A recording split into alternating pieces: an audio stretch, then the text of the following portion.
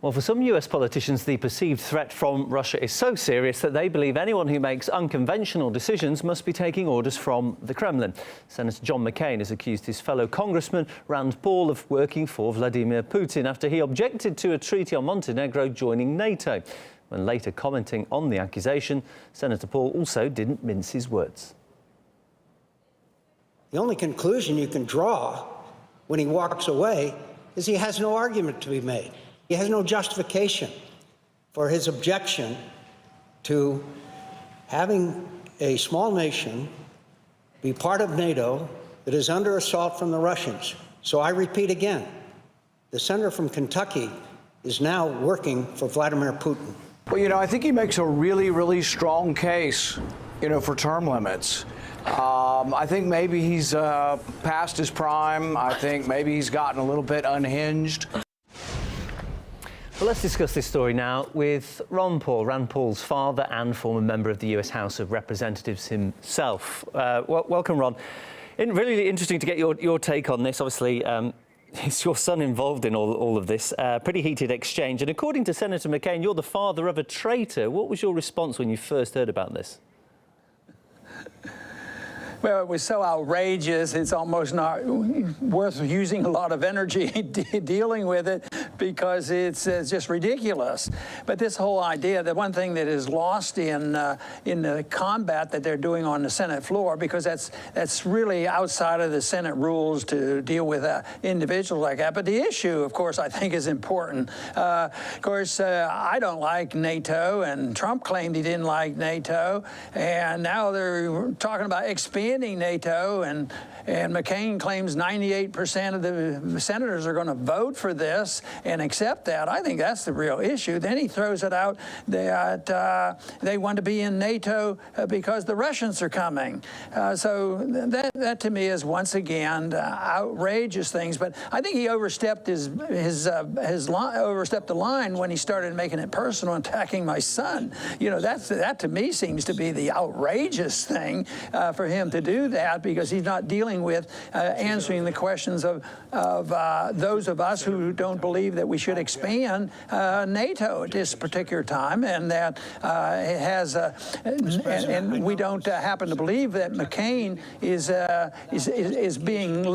leveling with us and saying, well, the main reason we need Montenegro in NATO is to protect them against the Russians. I don't think people are going to buy into that. I don't even think the people who are for Montenegro going into NATO would use that as an argument. I think that's McCain speaking, off the record, or not making any sense.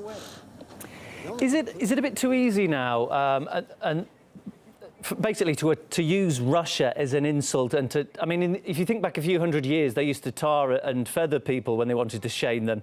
It seems like these days you just associate them with Russia. Is it becoming a bit too convenient now to use it as a weapon to isolate people? Yeah, but I don't think it's quite as bad as it might seem. I think you're exactly right, but I think they've overdone it, where people just totally ignore it. I don't think people are going to say, well, John McCain said this, and he's a military guy, and he ran for president, so he's a credible person.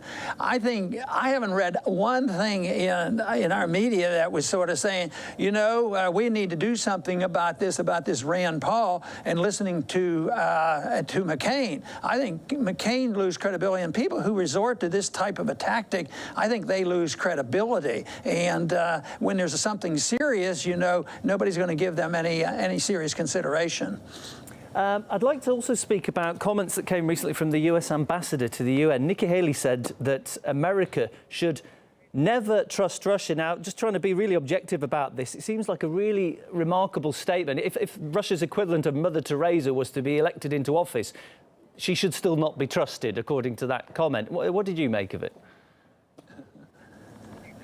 Well, I would say that I think she's in a position called ambassador. I think they're supposed to be diplomatic. I would say that's not very diplomatic, but it raises a political questions for us, for me in particular, because one of the reasons I wanted to give Trump a pass and complimented him was that he was looking for a better relationship with Russia, and yet his ambassador speaks like this. So that's an inconsistency that pretty obvious. But I just don't think that it makes sense for her to do that, to blame Russia.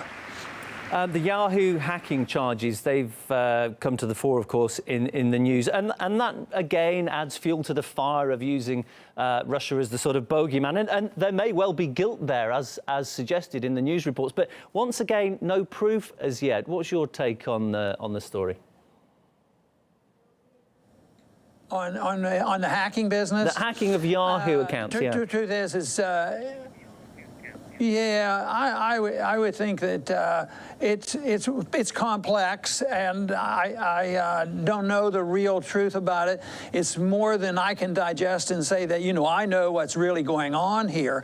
I'm pretty suspect. I'm a libertarian, and we don't exactly have blind faith and confidence in governments, and that includes probably most of the governments, because there's a lot of shenanigans that go on that we don't like. We don't like a lot of power in government. We want to see more liberty for the individual, and therefore all this hacking business that's going on, I imagine all countries are participating in this, and when there's a political advantage to using it, and I think that happened in our campaign, in this country, whether, in trying to blame Trump for getting some special help from Russia.